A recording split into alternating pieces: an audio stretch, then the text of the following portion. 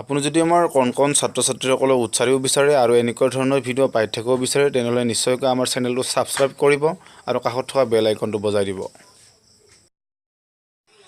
এডমিশনৰ সময়ৰ গছপুলিৰ বিৰম্বনা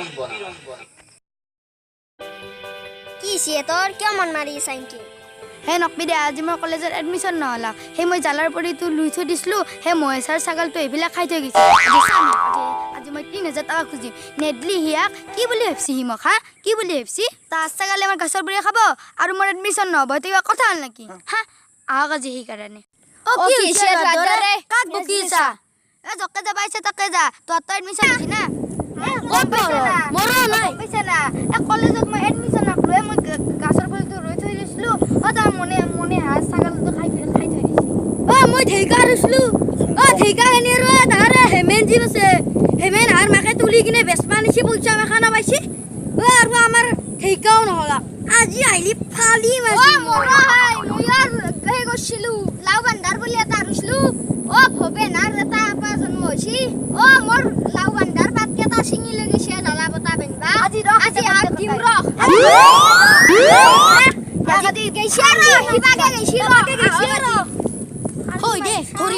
আজি গৰু নিবা আহিব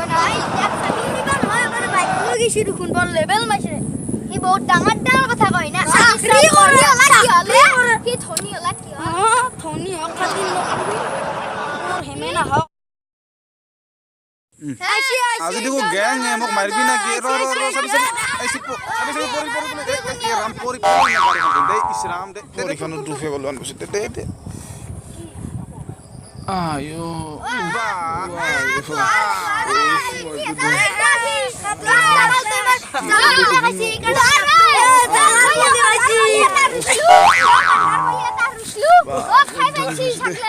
কি ৰুইছিলি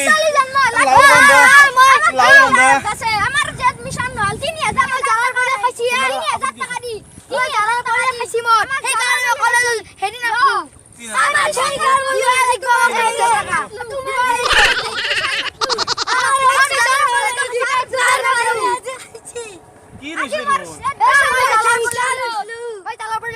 আরে সরকারে তোহাক মানে প্রকৃতি ভালোর কারণে একডাল একডাল গাছ রুবা রয়েছে জ্বালার বলি তুই কি রইছিলি একডাল নহয়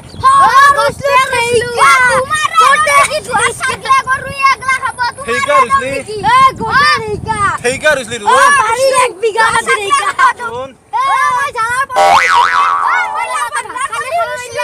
কি নকবা ও তুন জ্বালার বলি রুয়া লাউ বান্ধা দুম বড়ু এই জগতত বেলেগ গাছ নাই লাউ খাবা বাইত ঠিক কচুর বাবালি রে কুজে দেখ পালাই এটা আমাক ৩,০০০ টাকা লাগে আয়ো কচু লাগবে তো কচু রইছা কচু রইছি ঠিকা হে ভগবান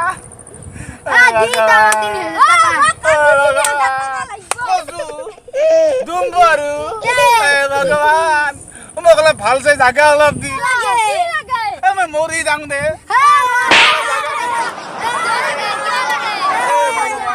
মই মৰি যাওঁ দে কচু ৰুইছিলি দুম্বাৰু লৈছিলি